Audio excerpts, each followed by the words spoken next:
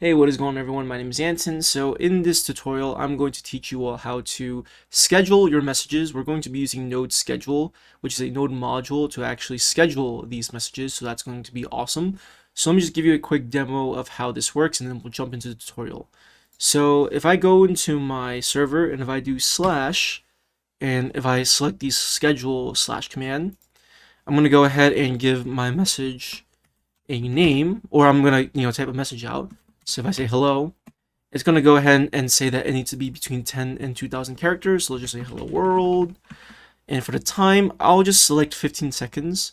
I have this option set so that way it just makes it so we can just make it easier for testing. And I'll select the channel, and let's go ahead and click or hit send. And in about a couple seconds, you're going to see that it's going to send the message.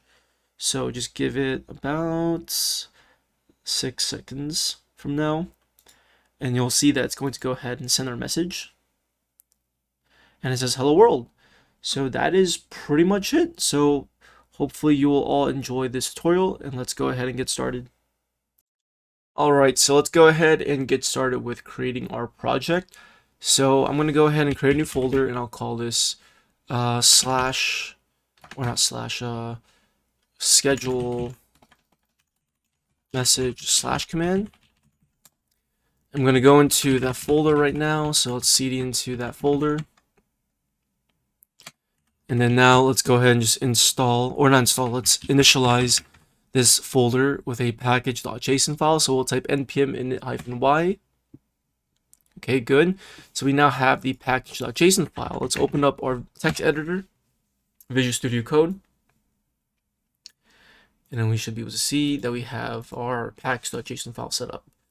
Okay, so let's go ahead and install a couple of dependencies. I'm going to go ahead and install discord.js as well as the discord.js REST package. So that's npm I discord.js and then at discord.js/rest. So these are two packages separated with a space. Okay, so once that's done installing, we should see that appearing right over here. And what I'm going to do is I'm going to go ahead and install nodemon locally. So npm I -d nodemon.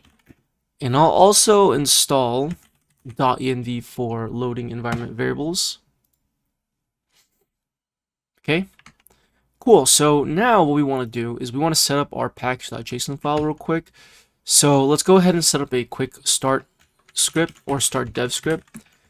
And we're going to go ahead and use nodemon. So nodemon, and we're going to pass in the script that we want to run. And the script is going to live inside the source folder. It's going to be the index.js file. So I'm going to go and do /source index.js. This is the path to the file that we want to execute, that we want to run. Okay, so we haven't created that yet, but we will create that in just a second. So instead of just typing this command manually, we can just run the start dev script. Okay, and also, because we installed nodemon locally, it's going to go ahead and use the local nodemon binary that's stored inside this .bin folder right over here. So if you don't have nodemon installed globally, you can just install it locally and write a simple npm script, and it'll execute that local binary. Alright, and then the last thing that we'll do inside this file is we'll set the type to be a module, and that should be it. So let's go ahead and do that. Setting the type to module will allow us to use import-export statements and other ES6 features. Because by default, it uses a common JS module system, which by default, which means we have to use require and module exports, which is very, very, very old. Most people use import exports nowadays anyways. So let's go ahead and create a new folder. Let's call it the source folder. We'll create a new file, and we'll name it index.js. Okay, so we have created the file that we're going to be running, and luckily we already have that configured already with our start dev script. Inside this index.js file, we're going to need to go ahead and import all the necessary classes and functions that we'll be invoking to actually configure our project. So the first thing that we'll do is we'll import the client class from the discord.js package, and then we'll also import the REST class from the Discord.js REST package.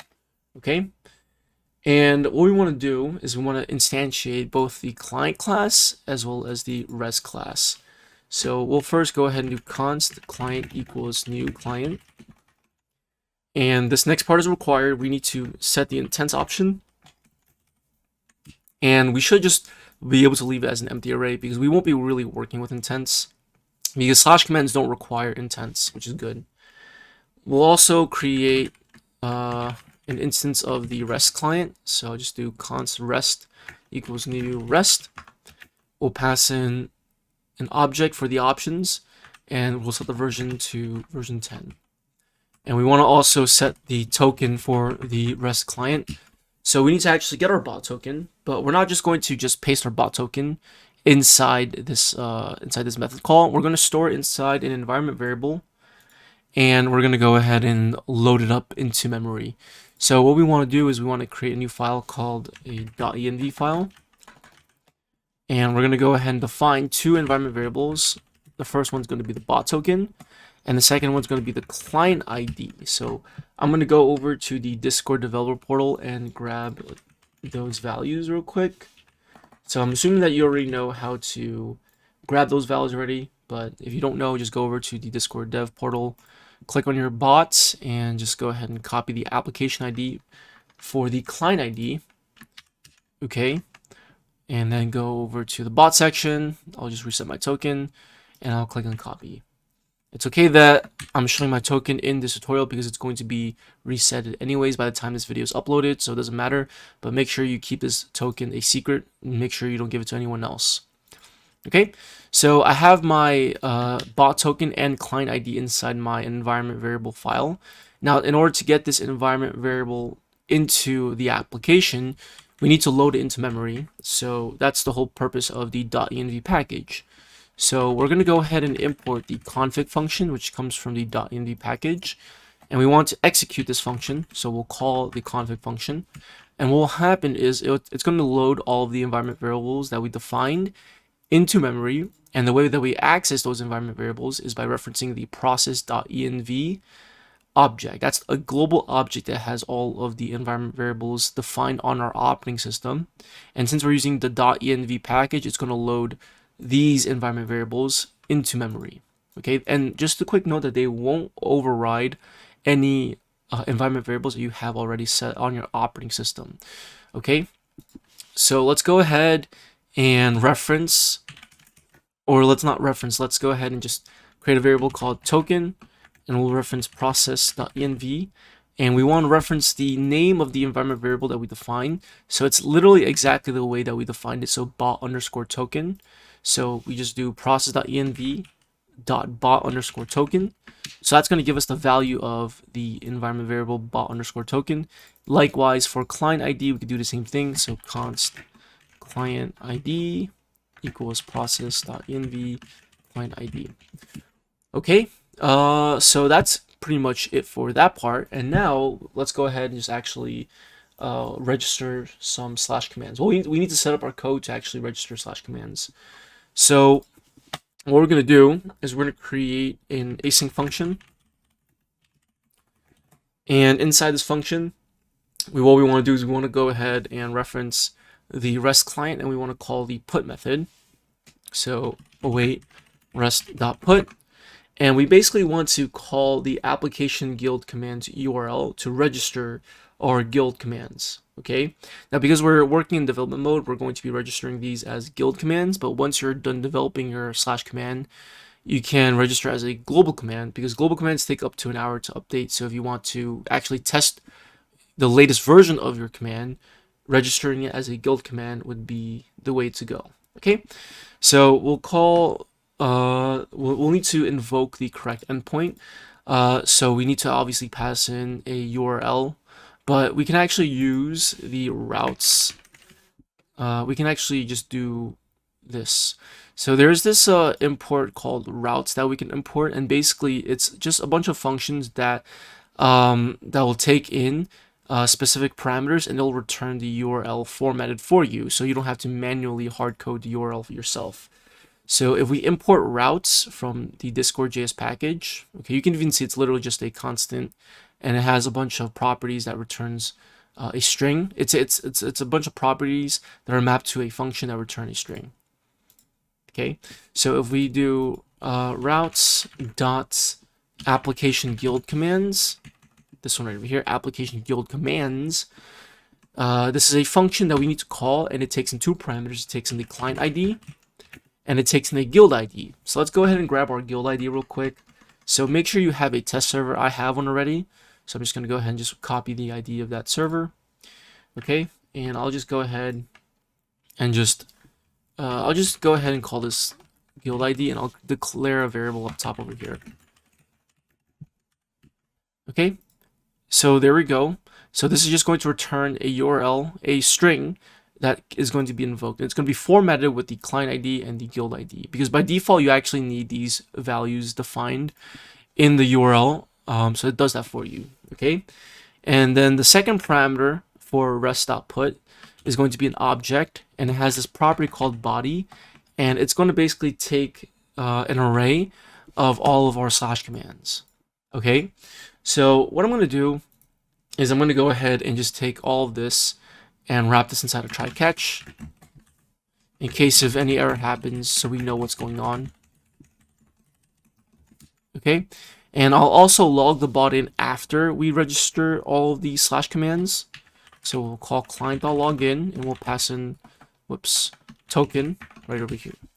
Okay, and we also want to make sure we are calling the main function, so we'll go ahead and call that. So when the code runs, it's going to go ahead and call this asynchronous function immediately, and it's going to go ahead and execute our code.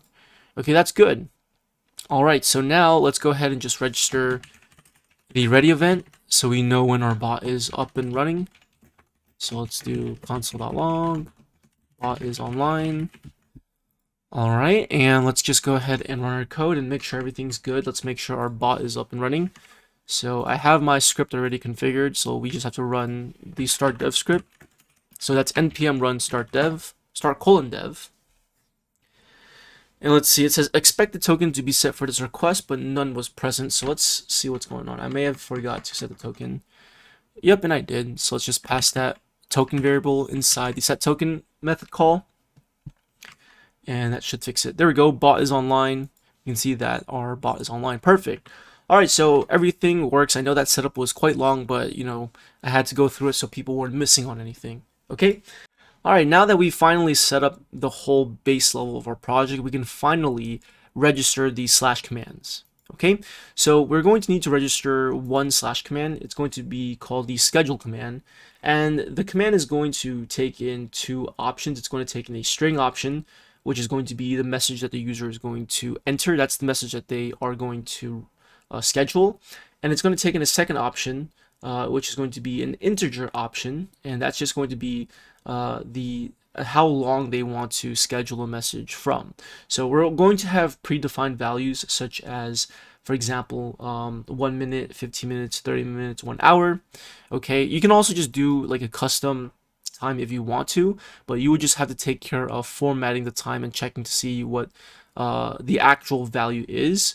But that's not the whole purpose of this tutorial. I'm just showing you how to actually schedule the message, but you can play around with that yourself. Okay, so let's go ahead and import the slash command builder class from the discord.js package, and we're going to use this to actually build out our slash command. So what I'm going to do is inside this array over here, okay, and I'm actually going to do this. I'll declare a variable called commands, which is just going to be an array, and I'll just take this variable, I'll pass it as the value assigned to the body property, and this is where I'll just create all of my slash commands. We're only creating one anyways, so it doesn't really matter, but I just want to be a little bit more cleaner with my code.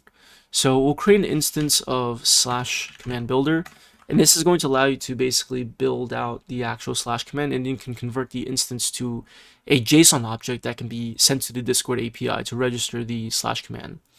So we'll create the slash command builder instance, and then we'll call the set name method to set the name of the command. So we're going to call it schedule. Let's set a description, schedules a message. Okay, so let's just save, and let's call the toJSON method. Let's save, and let's make sure that the command is registered before we continue. Okay, there shouldn't be any issues anyways, but I just want to make sure because you never know what could happen. All right, so the bot is online, which is good. Let's go ahead and go into Discord, and we should be able to see that we have the schedule command. Perfect, so that's good. All right, so let's go ahead and configure the rest of our slash command. So right before we call to.json, remember to.json should be called when you're done, okay? When you're done configuring the slash command. So this always has to be at the end. So let's go ahead and right before, let's set the string option. So we're going to go ahead and call add string option. And this is just going to allow the user to provide a string value for this specific argument. So this is going to take in a callback function. The parameter is going to be an option type, a slash command string option type. And what we want to do is we want to reference this parameter and we want to call some method. So we'll call the set name method. And this will set the name of the option. So we'll set that to message. Let's set the description. The message to be scheduled. And we'll set the requirement to true. Now, optionally, you can also set other values too, such as the min and max length. So we'll do that. So let's call set min length. Let's do 10 characters and then set max length. We'll do 2000 characters. Okay. Now, if we restart the application, we should see that we can actually add an extra string option. It just takes forever for the bot to restart. All right, so the bot has restarted. Let's go into our Discord. And if we look at the schedule command, you can see that we have this message option. And if I were to just hit enter, it's going to say this option is required. If I type in something, it's going to say enter between 10 and 2000 characters. And now I can actually hit enter and the command will work, though it hasn't been handled yet. And we'll do that later. All right, let's go ahead and add an additional option. We'll add the second option, which is going to be for the time of when the user wants to schedule a message, okay? So like I said, this is just based on how you want to schedule your messages.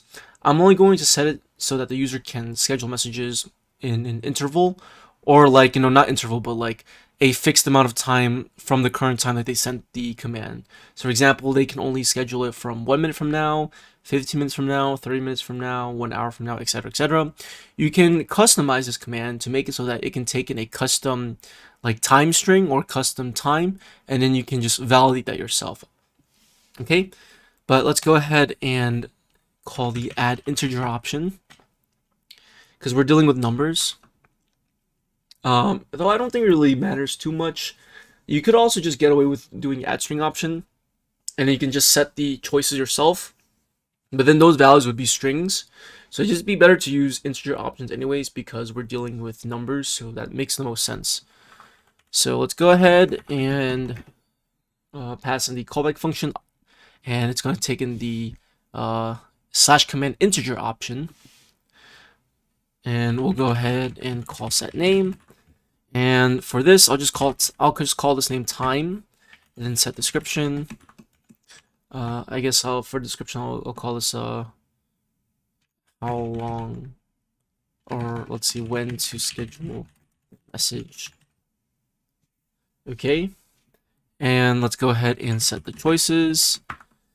So what I'll do is I will go ahead and pass in a couple of choices. So I have this already in the JSON file, but I'll go ahead and just paste this in here. And basically what I'm doing is I'm passing the name. So this is how it's going to look like to the user. So 1 minute, and then the value is just going to be the value in milliseconds. So 1 minute in milliseconds is 60,000. 15 minutes is 900,000.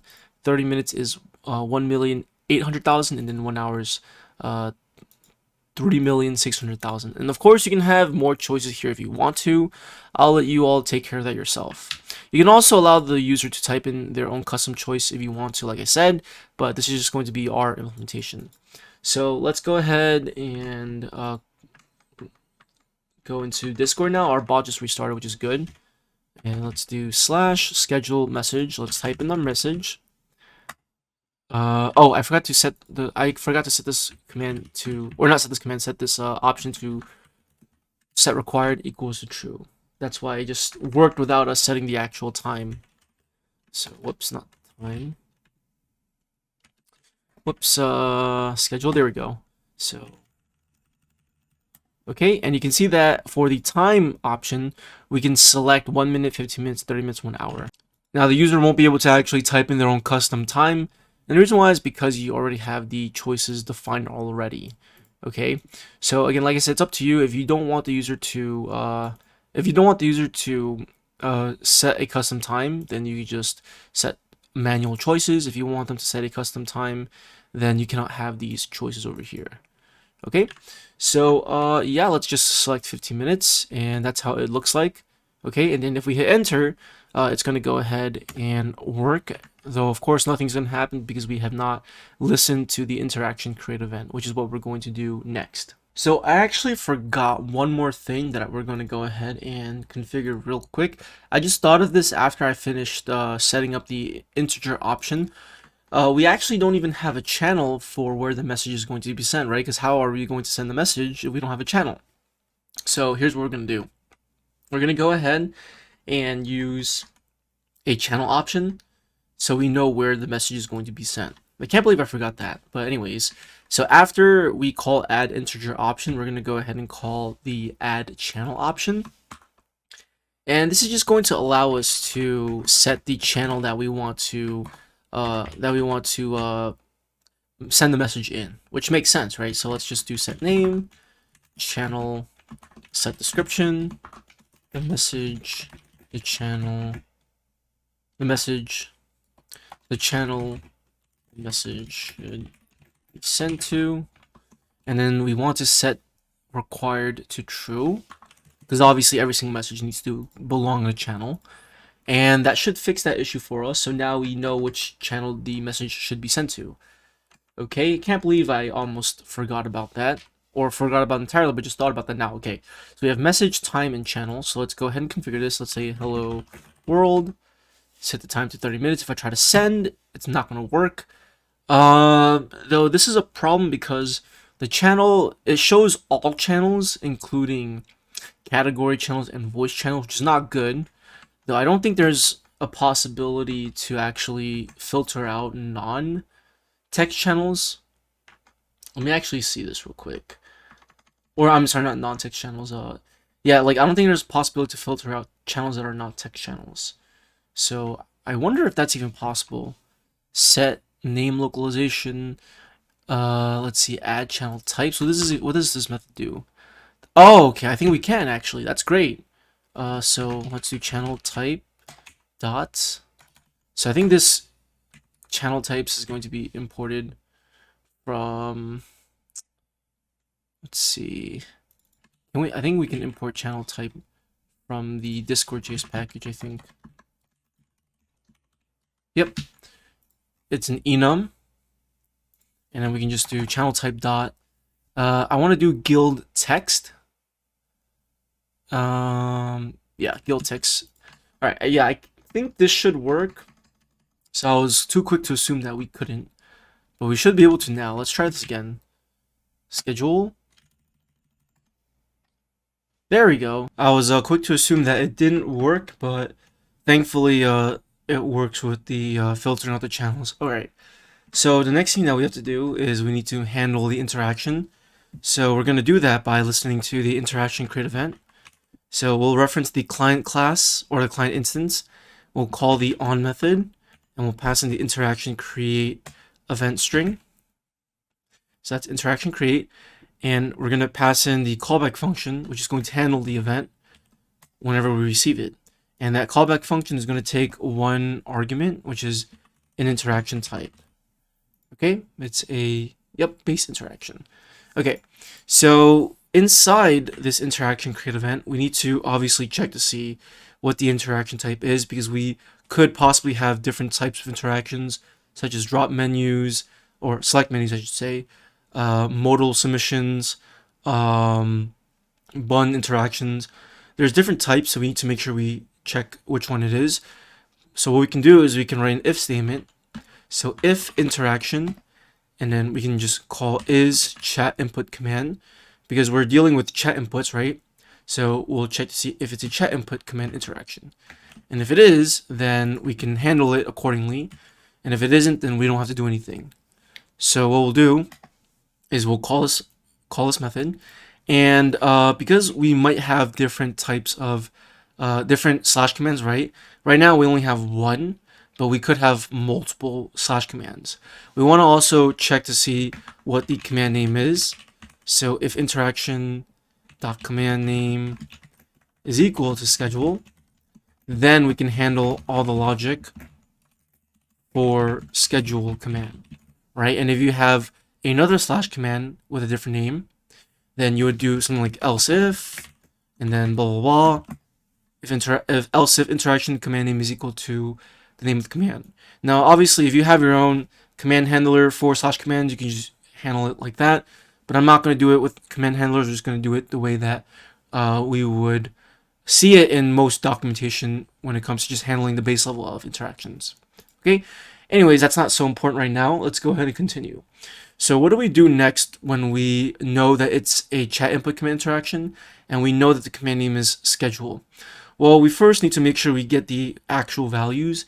And once we get the actual values, which is the message that we want the user to send, when the user wants to send the message, and then the channel they want to send the message to, we need to actually schedule a message.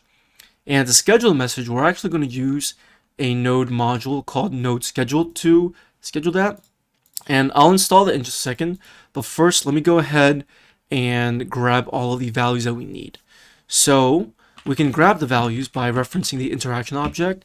And there should be a property called, I believe, fields, I think. Or I think it's called something else because we're not dealing with modals. I think with modals, it's called fields. But I think for us, it's called options. And then, yeah, we would have to call get.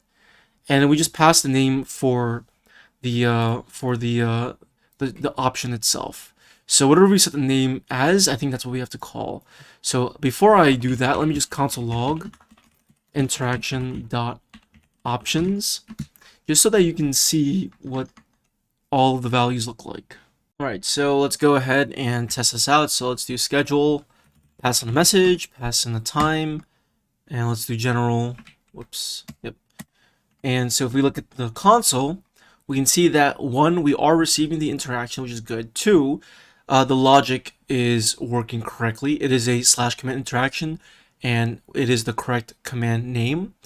And we can see that we have the option values over here. So we have message, value, time, and then the actual channel itself.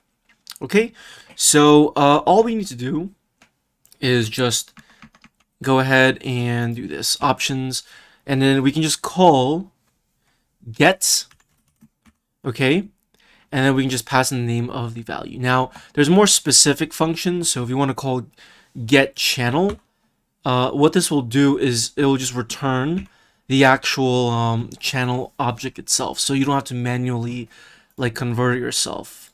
So for example, let's just grab each value real quick. So I'll first grab the, let's see, I'll grab the message itself. So we'll call, let's do this const message equals interaction dot get, whoops, interaction dot options dot get. And then we want to call get string because that message is a string option. And we'll go ahead and pass in the key, or not the key, the name. And then that's message, and so this will just return a string for us. Okay. Next we'll do time.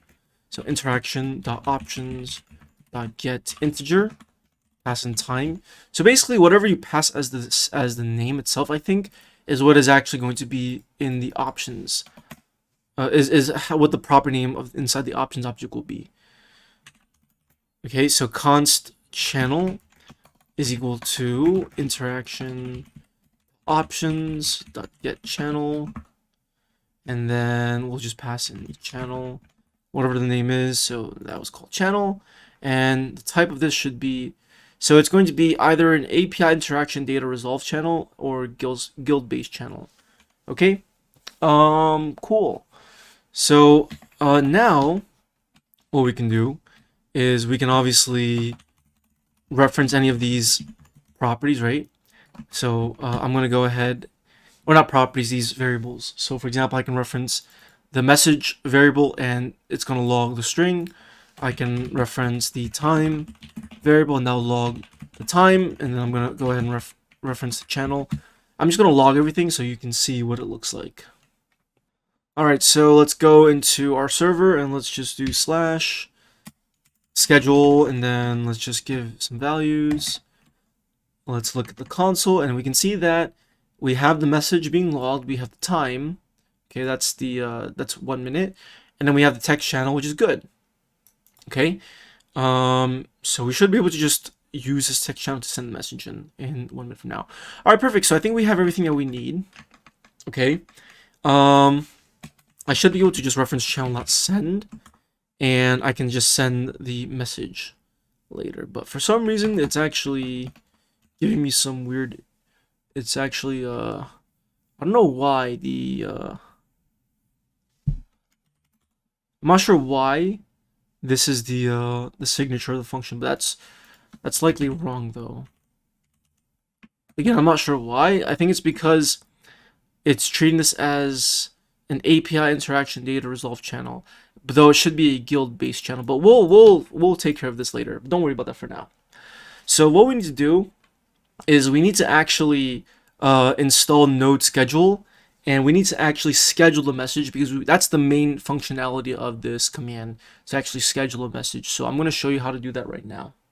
So what you want to do is you want to go ahead and install the node schedule package, and I'll show you how to use it real quickly, though I do recommend you check out the documentation because they have lots of great examples. So I'm going to go ahead and do npm I node-schedule. Okay, and then what we want to do is we want to import the package into our code, and then we want to basically schedule jobs. Now you can see in the documentation they have lots of examples of how you can schedule jobs. We're going to be doing date-based scheduling. So what we're going to be doing is we're actually going to create a new date object. We're going to add milliseconds to that date object, and then that's going to be the date that we're going to schedule the message for to be sent. Right? Think of it like this, right? If we want to schedule a message 1 minute from right now, we would create a new date object, okay, and that's going to be the current time, and then we add 1 minute to that time object, okay, and that's going to be the new time of when the message will be sent or when the job will be scheduled. So that's basically 1 minute from now, okay. Same thing if we wanted to do, 30 minutes, 15 minutes, whatever time it is. We just add that amount of time to the date object, right? The current date, and then we schedule it for that new time. So I'll show you how that works. So let's just first import schedule from node schedule. And what I'm going to do is I'm going to create a function. I know our code looks a little bit, not messy, but like there's just so much stuff in our code right now. So what I'll do is, let me do this. Let me just do this real quick. I'll go into, let me actually do this. Let me move this commands object up top over here. And let me just go ahead and move this function down here. So let's do function schedule message. Okay.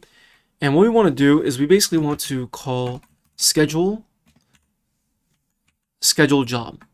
So schedule is the named import of node schedule over here, and there's a function called schedule job, and basically what we want to do is we want to use this function to actually schedule what we want to happen. Okay, so if you look at the documentation, we can see that schedule.schedule job takes in the date object, and it takes in the callback function, and that callback function is when the actual logic is going to be executed. So for example, I'll show you how this works. So let's do something like this. Let's go ahead and create a new date. Okay, and inside this date constructor, I'll call new date, or I'll create a new instance. So I can call the getTime function, and I'll just add 2 seconds to that. I'll pass in the date object now. So that's going to be the current time of the when the function was called. It's going to create that new date object, add 2 seconds. Okay. And let's just go ahead and do this. So console.log scheduled message. So this is just for testing purposes, though it should work the same way. So let's call scheduled message now inside the main function, and let's run our code. So you can see in 2 seconds, it's going to go and say scheduled message. Okay. We can also do even longer. Let's do 5 seconds. So let's run the code. Okay, so let's run it. So 1, 2, 3, 4, 5.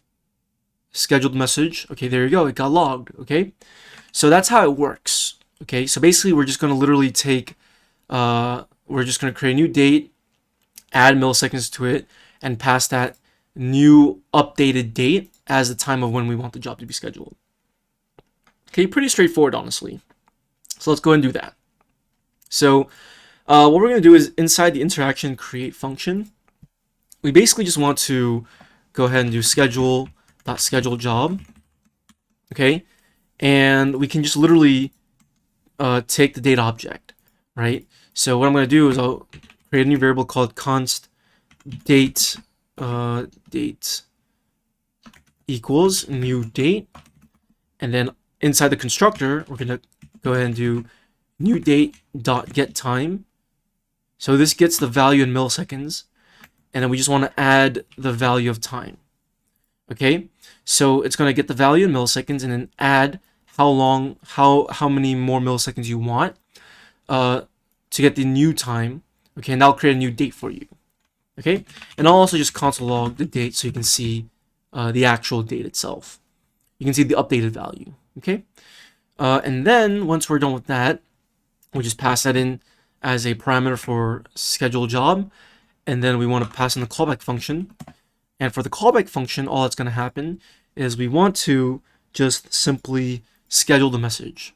Okay, so what we're going to do is we're going to go ahead and call channel.send, and we'll do message. Though I don't think there should be any issues with this, though it is a little bit skeptical of how the send method is really weird. But yeah, let's just do this. Okay, if this was TypeScript though, I could actually just cast the object, but it's fine. Okay, so this is going to send the message. And one more thing that we should do is we should also reply to the interaction, so that way the user knows that there's no issues going on. So let me do this. Let's do this. So this is going to happen asynchronously.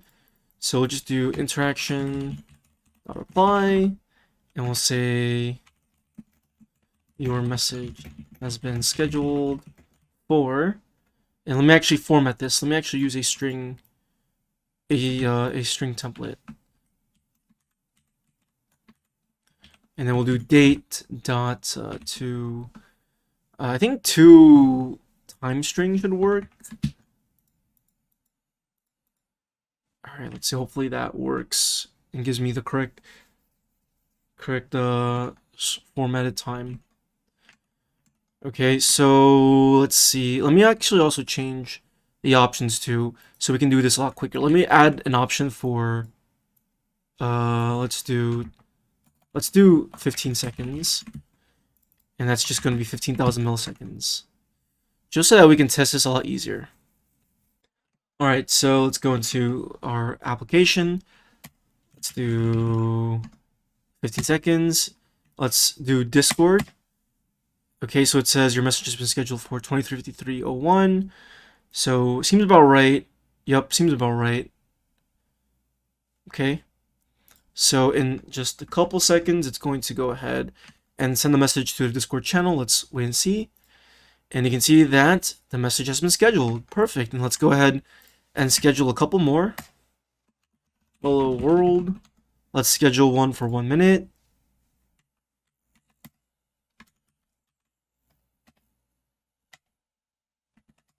Let's do that. Let's do 10 seconds. General. Okay. So we're scheduling our messages now, and obviously you can change this format of the time however you want. But we should see messages being scheduled and sent in just a second, and no issues are going on right now. Hello world. Okay, in about 30 to 40 more seconds, we should see a message being sent inside this channel. Okay, but yeah, that's pretty much it. So like that, hopefully you understand the basics of how this works. Okay, only thing that I would change is probably wrap everything like a try catch, because something could go wrong and you want to let the user know if anything happens. So for example, if something were to go wrong with the arguments, right, you would let the user know. But since these arguments are required, these should never really be null anyways. For whatever reason, if they're null, I'm not sure. Usually, I think that's like a Discord issue. But theoretically, these values should never be null anyways because they're required. And you can see that in the Discord channel, we have our scheduled message, so it works great. Yeah, that's pretty much it. So all the code will be in a GitHub repository, so you can go ahead and take the code and play around with it and modify it to fit your needs.